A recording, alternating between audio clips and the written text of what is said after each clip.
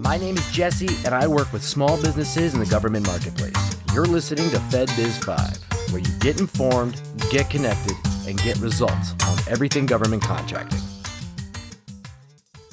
Hello, and welcome to another episode of FedBiz 5. Today we have Scott Dawson with Core Business Solutions, and he's here to talk about Cybersecurity Maturity Model Certification, aka CMMC, and how it applies to you. Welcome, Scott. Well, thank you, Jesse. Glad to be here. Happy to have you. So let's just jump right in. What is CMMC and who does it apply to? Yeah, great question. CMMC is a cybersecurity requirement that is coming down through the Department of Defense, and it will ultimately affect all suppliers throughout all the tiers in the supply chain for DoD contracts, from the primes through subs. Anywhere that information is being exchanged or contracts are being in place that's to support a defense contract, it will apply to those organizations. So companies will have to implement necessary cybersecurity protections, and then there will be an assessment,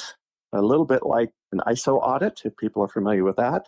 And then once a company passes the assessment, the certificate is then issued. So that would then put them in compliance with CMMC. Okay, great. So it's really just revolving around DoD. Is that right? Yeah, that's correct. Okay. Yeah, it's a DoD requirement. It has not yet hit contracts, but currently companies should be watching the terms in their contracts to see when this is going to be applicable. Okay, great. So I appreciate that explanation. So what does it require, and what should companies be doing now? Yeah, great question. So the requirements for CMMC come out of a NIST standard called NIST SP 800-171, and that is a list of cybersecurity protections. There are 120 of them. They're called practices, and companies can begin becoming familiarized with those requirements. They should probably go through and do a self-assessment to see where they stand, whether or not they have some of the requirements already in place or not, and then start working through preparing. One other thing to note is that as of the end of 2020, I believe, there was a preliminary requirement for companies to do a self-assessment, determine a score of their assessment, and submit that to the Department of Defense in a database called SPURS, which is the Supplier Performance Risk System. That's the system that keeps track of all suppliers' performance, past performance in contracts and quality scores. And there's now a cybersecurity score requirement. So if a company has not submitted their score, even today, they're not eligible for defense contract. Oh, okay. Well, thank you for that. I appreciate all that extra information.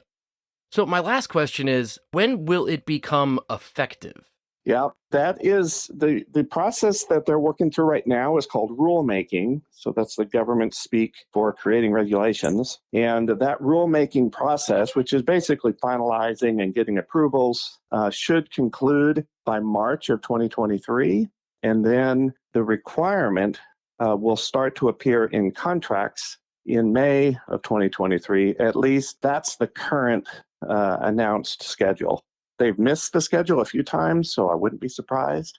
But once they start to implement through various contracts, it will take years for it to go through all defense contracts. There are around 300,000 companies that do work with the Department of Defense in the U.S. And that's just with the DoD, too. That's just with the DoD, and they will all have to get certified eventually. So there's no way it could all happen at the same time. So it will be phased in over a period of years. Scott, thank you so much for explaining this. And I believe our listeners, they definitely got something out of this. Well, one more question. I know I said that was the last one, but do you have any advice to give now for people that may be interested in trying to get involved into this?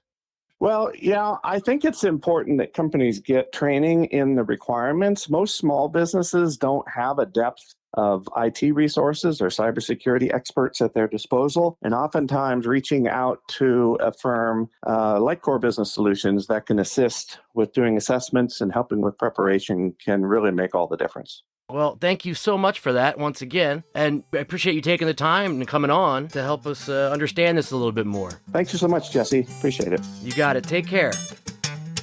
This concludes this week's episode of FedBiz 5, where you get informed, get connected, and get results. Today's podcast is sponsored by FedBiz Access, government contracting made simple. Visit them at fedbizaccess.com or contact them at 888-299-4498.